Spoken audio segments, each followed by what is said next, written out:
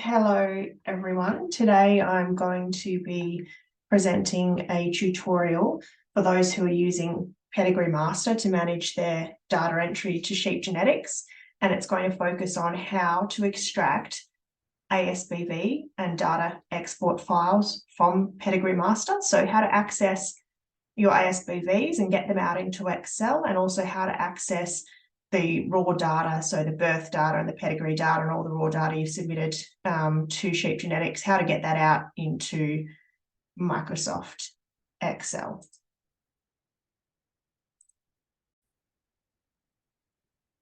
So the first thing that we want to do is open up Pedigree Master.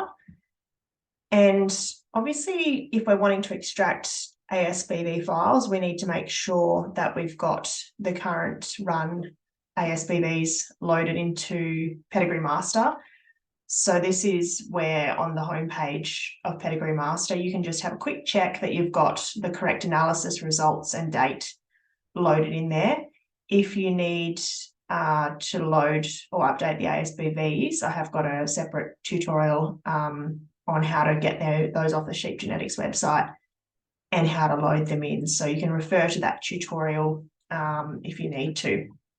So firstly, I'll show you how to get the ASBVs out. So if they're loaded in and we want to get them out into Excel to manipulate or to load onto our on-farm software, such as our TrueTest XR 5000, for example, what we want to do is we go into Reports and Utilities in the blue box here, click on Reports and Utilities, and they've got a series of tabs across the top.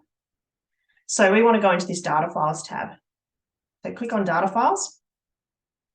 And then on the right-hand side, we'll see a few options for the different types of data files that we can download from Pedigree Master. So if we're wanting to get the EBVs out, we simply select EBVs database and click on the copy button. And it's going to pop up with a window where we can actually select or refine our selection of which animals we want ASBVs for. So if you've got multiple flocks, like you might have Poll Dorsets, White Suffolks, Merinos, etc., you can select just one flock code to copy, or you can leave it as all, and it will download all the animals from all flocks. So be mindful that when you open, if you select all, when you open that ASBV file, it's also going to have the size and the dams of your animals and all their extended pedigrees. So there could be quite a few animals in that ASBV download file that are not of your breeding. So if you've used an AI sire, that AI sire and his extended pedigree will all be in that ASBV file as well. So that's just something to be mindful of. It will require a bit of cleaning up afterwards to get out animals that aren't yours. But I usually just leave it as all. And then you can choose some filters on what age group you want. So if you're wanting to get mixed age use breeding values, you can select multiple ages. So what you do if you want to do multiple ages is you select, say the oldest age group might be 2021, and you can hold down the control button on your keyboard. And if I've got control held down, it'll let me select one at a time, multiple years. And if I want to get rid of them, I keep control held down, I just click it again and it'll get rid of them. So you can select as many different combinations of ages that you want that way, or you can just simply select one drop, or you can obviously select all. So for this example, I'm just going to get out the current drop of progeny, which is 2022. And then we have the option, obviously, to filter on sex. So you can select either just males or just females, or leave it as all. So I might be wanting just the 2022 drop males. If you have been using the status function in Pedigree Master, and I don't really use it, if you've been using the status function and keeping up to date with your current animals, you can obviously put a filter there just to select the current animals, or you can use the flagged animals filter there. But once you've selected what you want, you can click on the copy button. And it will tell you how many records that have been copied. So just have a little look at this and think, yep, that makes sense. It's obviously getting the right number of animals. And you'll see that there's two files that have been copied. There's now two EBV export files from Pedigree Master. When all the new reproduction analysis took place, all the reproduction EBVs will be contained in the second download file. So you just click OK. And then to access those files, the easiest way of doing it is to click on this button here to open the folder where they're exported into. So click on that button and I will show you what happens then.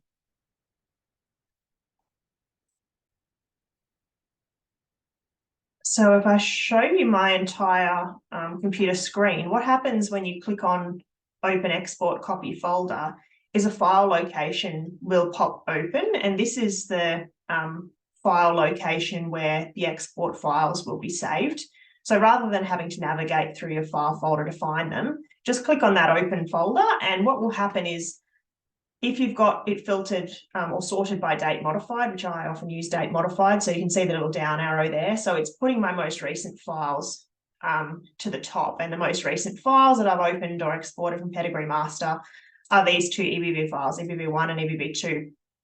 So the EBV1 contains most of the EBVs and EBV2 contains the repro. So what you can do one at a time is you can open them up. Obviously, this the first time you open up your data files, you might find that it's searching for a program to use to open them. So you might see a funny icon on them, or the file type might look a bit weird. If you have a weird file type, what you can do is right-click on that that icon, and you can force it to open with a particular program. So mine's already been programmed to open with Excel, but if yours doesn't have that little Excel icon, you need to tell it to open with Excel the first time. Once you've set it up the first time, from then on, they should all want to open with Excel. So you can choose another app and search for Excel within your program directory. If you have trouble setting that up, please reach out to me and I can jump on a TeamViewer session with you to help you get Excel linked as the default program to open your files. But once you've got Excel there, you can double click on EBV1 and we'll open it up. And what you'll see is it's a very, very long file in terms of the amount of traits that are in there. This is pretty much every ASBV and index, excluding the repro ones. And then it should have one line per animal. So if we scroll down, we should have those 359 animals in here. So one of the first things I like to do just to help view what the traits are is I like to make adjust the column widths so we can see all the trait names. So the quickest way to adjust the column width is to select all the cells. So you click on the little triangle here and that will select all the cells. And then with if we adjust the column width of the first column, it doesn't matter which one we select, but go between two of the columns till you get this little column divider, and then just double click, left click, double click, and that will adjust all the column widths to make them easier to see what is contained within those columns. So we can see we've got the ID of the animal, the sex, so one is a ram and two is a ewe. I've obviously just asked for all the rams. We've got their sire and their dam. Then we have the analysis date and the analysis run name, just so we can verify we've got the right run. And then we've got a whole heap of traits, ASBVs and accuracy. So each ASBV is followed by the accuracy. A couple of things to highlight here. The order of the traits, you can't change that. So that's just the default order that they come out of Pedigree Master. And it is a bit annoying because you get all these traits you're not really interested in. And some of the ones you are interested in, they're sort of in a random kind of order. So you've just got to search through there and find the traits that you're looking for. And once you've done this a few times, you'll recognize where they are quite easily. So I usually jump straight to the end because my EID column is at the end. So you can select that column that you want by clicking on at the top, right click, I go cut. I'm going to cut it. I'm going to drag myself back to the beginning. And I'm going to paste it in. So right click and insert the cut cells. So I like to get my EID straight away up the front next to the ID of my animal, because more often than not, I'm wanting to load ASBVs onto a TrueTest XR5000 indicator and the tag number I want to load them on using is that EID column. So I'll drag that EID straight to the front, and then it's just a case of sorting through the other columns and looking for those traits that you want. So there's a couple of ways you can do this. You can obviously cut and paste the traits that you're wanting to the front. When there's a few traits you don't want, you might highlight them and delete them. And you just go through and sort out what you want and what you don't want, like this, and you'll sort of get quite speedy at it after a while. Just make sure you don't miss some of those traits. You might want to go through firstly and highlight in yellow the ones that you want. So then when you're deleting, you're being very careful that you're not deleting the ones that you want. When you get up to the indexes, I'm going to show you a little tip and trick to work out what they are. So there's a little cheat sheet for what these index numbers stand for. You need to become familiar with what they all mean. So as this is a Merino data file or ASBV file, these, obviously the Merino indexes are filled in, and the ones that are for terminal animals are actually not even in this file. So for the terminal indexes, when you download this ASBV file, you'll have columns that have your index numbers. But I'm going to show you now the cheat sheet for what those index numbers mean. So if I open up this document here, so this is my little cheat sheet for which indexes are which number. So with the Merinos, we're looking at index 1, 2, 3, 4, 7, and 8.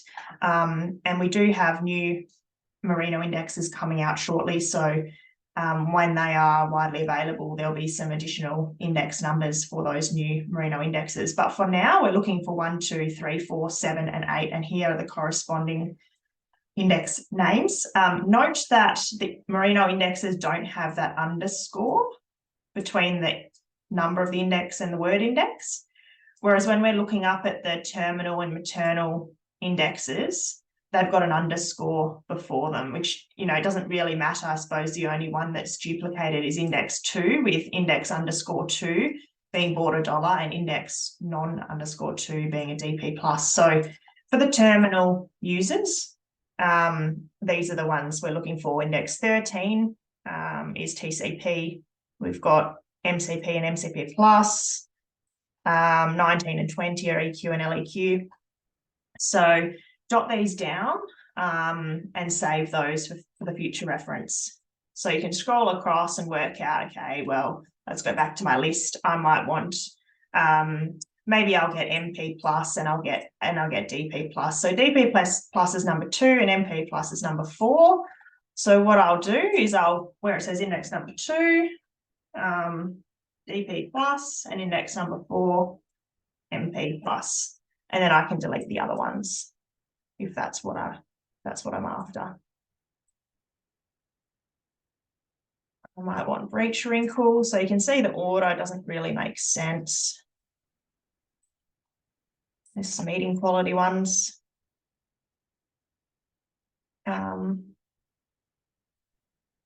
If you're looking for a particular trait and you can't find it, you can always highlight the first column. And if you click on Control F will pop up with find. So you can search for a particular trait here. Obviously, I've already sorted mine, so I don't really need to do this. But if there's a particular trait at the beginning and you're doing the highlighting of your trait so you don't miss any, you can search for a particular trait name. Note that we've now got, for those flocks who are recording it, we've got a research breeding value for foot rot. So that's only for flocks that are recording that trait. Now I've cleaned up my file. You can change the order of the traits. If you want to change the order, you might want the indexes at the end. And there you have it. You've basically got your export file into Excel with all those breeding values. So You can tidy it up a little bit. I like to just have 2 decimal places. You can put a filter across the top. If I highlight that top row, you can click on this data tab and you can put a filter there. And just make sure when you're using a filter that you've got every single column has a filter on it. If you missed a filter on ID, for example, it will get scrambled when you use the filter, but always select the whole row, put a filter. I can make those columns a bit wider because I've got the filter hiding those trait headings. And this allows you to then search for a particular trait or filter for a particular trait, largest to smallest, and quickly get your highest growth animals to the top. You can then go through using the sheep genetics percentile band table, and you can assign the color coding for top 5, top 10, top 20%, etc. For those traits. But I'll filter back to by tag, because what I want to show you now is if I go back to my export folder, I'm just going to quickly open up the second EBV file because I know there are additional traits in here that I might want to get. So once again, I'll just make the column widths big enough so I can see what's in there. So what traits are in here? We've basically got all the repro traits. We've got maternal behavior score, condition score, conception, litter size, ewe rearing ability, some accuracies. Accuracies are actually at the end. And then we've got over here our weaning rate component trait. There's no other data in there. So while we've got them sorted by tag number, if I go view, arrange all, vertical, okay, I'll get my 2 spreadsheets side by side. Make sure they're both in tag order because you don't want to copy across data and put it in the wrong order. And I'm going to add my, I might just put in 3 traits for now. I'm going to put in my conception. So you can just highlight it, go copy, Control C, and then Control V paste. So I put in conception. I might put in my litter size, copy, Control C, paste, Control V. Ewe rearing ability, copy, Control C, paste, Control V, and I might put in one more. I'm going to put in that weaning rate component trait. So we can just go copy, Control C, paste, Control V. So now I've got those additional 4 traits in there. I can make that one big again.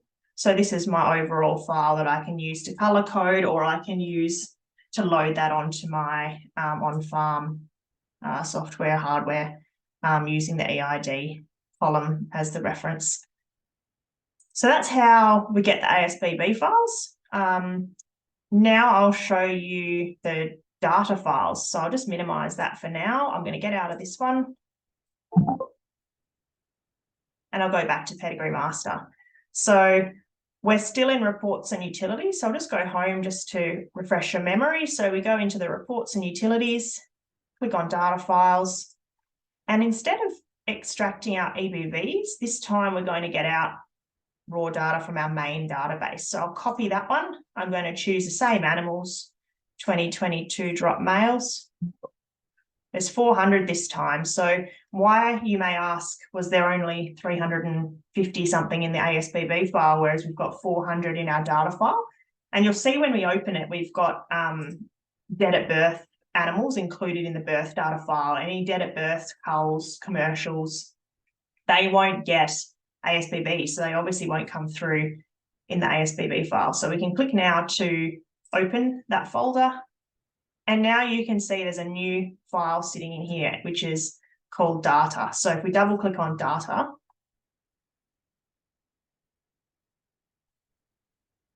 hopefully it will open. Yep, here we go. It takes a few seconds. And again, the first thing I like to do is just widen those column widths so I can clearly see what's in each column. So click on that little triangle at the top left, find one of the dividers between the columns, and then double click with a left click, and they'll all go wide enough so we can see what's in there. So let's have a quick look at what's in this file. And again, it can be quite overwhelming with the number of columns because it's got every possible field that we can enter data in Pedigree Master. And again, we can't change the order and the traits that are in this download file. It's preset, so you'll just have to learn to navigate where the traits are that you're interested in. So we've got the sire, the dam, the date of birth, and the sex of the animals. Birth type and rear type are right at the end. So scroll to the end. Not right at the end. There's EID. They're not quite at the end, I lied. Here they are, birth type, rear type. So these are common ones that you might want to get out for your sale catalogue. So you can just select the two birth type, rear type, right click, cut, drag to the front, and you might just insert them in there. You can delete the ones you don't want. So I might actually not really be interested too much in the raw data, but you can leave it in there for now. Delete the empty ones.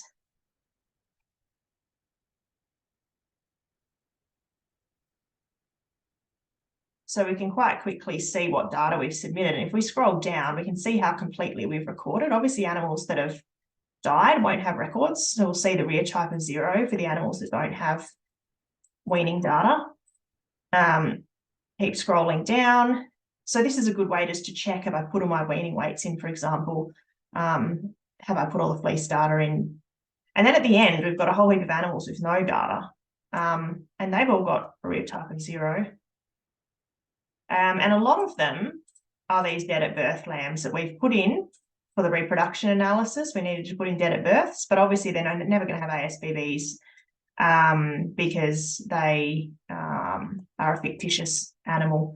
So that's, it half explains the reason why there's that discrepancy between the number of animals in the ASBV file compared to the data file. So there's a quick way of getting the raw data that you submitted out again. You can just delete the columns with nothing in them. And you'll see, you know, some of the yearling fleece data is right across here, 2 of those traits. We've got our groups, we've got worm egg count over here. What else have we submitted? I think there was, we'll keep the EID there.